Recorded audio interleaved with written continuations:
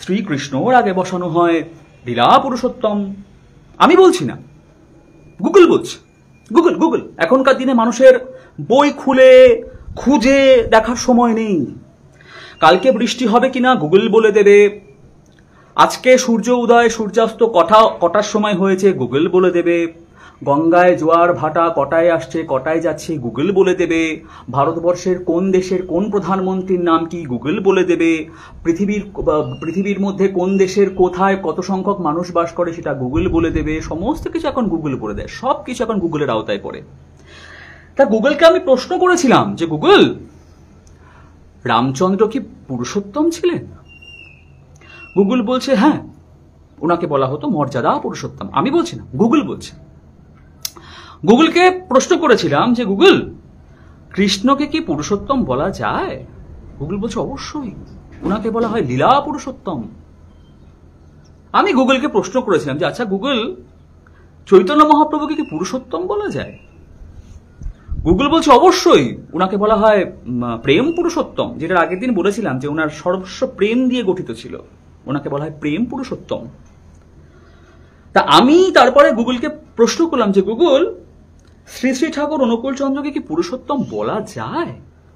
ও বাবা, গুগল দেখি বোকার মতো বলল হ্যাঁ, ওনাকে বলা হয় যুগ পুরুষোত্তম। যা, এবার কি হবে?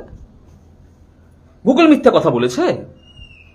আগের যে তিনজনের নাম বললাম তাহলে ওগুলো মিথ্যা কথা বলেছে নাকি? এটা মিথ্যে কথা, ওগুলো সত্যি কথা। তারপরে গুগলকে আরো অন্যান্য ভগবানদের নাম ঢোকালাম, নাম ঢুকিয়ে জিজ্ঞেস করলাম এদেরকে কি পুরুষোত্তম বলা যায়? গুগল বলছে না, বলা যায় না, এদের নামের আগে পুরুষোত্তম বসানো হয় না। এটা একটা গেল। তা আমি ভাবলাম হয়তো গুগল কি একটা মেশিনকে আমি বিশ্বাস করবো। ধর, একটা মেশিনের কোনো বিশ্বাস আছে নাকি? আর মেশিন এখন যা কালকে খারাপ হতে পারে। তখন কি করলাম, ওই যে আগের দিন বললাম যে পুরুষোত্তম যখন আসে তখন প্রকৃতি তাকে সাহায্য করে তার প্রতিষ্ঠা হেতু। কিছু কিছু ডকুমেন্টস পেলাম। কি ডকুমেন্টস পেলাম সেটা আমি একটু পরে বলছি আপনাদের। তো আজকে যে কথাগুলো আমি আপনাদেরকে বলতে চলেছি, প্রথম কথা হচ্ছে সেগুলো একটাও কিন্তু আমার মুখের কথা নয়। আমি আমার ঠাকুরকে আমার প্রাণ দিয়ে প্রতিষ্ঠা করব, আমার মান সম্মান আমার প্রভাব প্রতিপত্তি প্রতিষ্ঠা করব, এটাই বাস্তব, এটাই হয়ে এসেছে সারা জীবন। আমার মুখের কথাতে আপনাদের কিচ্ছু বিশ্বাস করতে হবে না, কিচ্ছু করতে হবে না। কিন্তু যাদের যাদের নাম এবং যে সমস্ত সংগঠনের নাম আজকে আমি করব, আপনাদের কিন্তু তাদেরকে গিয়ে প্রশ্ন করতে হবে যে কেন তারা শ্রী শ্রী ঠাকুর অনুকূল চন্দ্র সম্বন্ধে এই সমস্ত বলে গেছেন।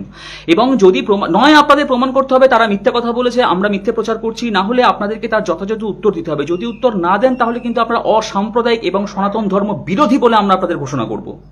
এত বড় কথা বলে দিলাম। কিন্তু প্রথম যে প্রমাণটা আমি আনব,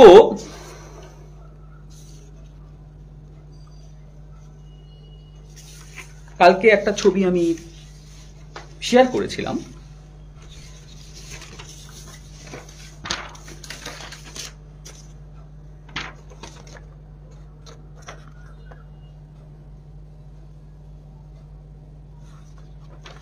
এই ভদ্রলোক,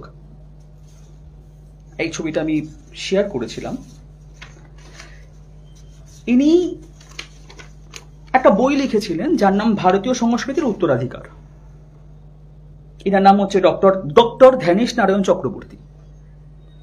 এনার নামের পাশে যা যা লেখা সেটা হচ্ছে MA, PhD, বাণীকণ্ঠ, ভক্তিরত্ন, শাস্ত্রী, বাচস্পতি, অধ্যাপক, রবীন্দ্র ভারতী বিশ্ববিদ্যালয়, কলকাতা।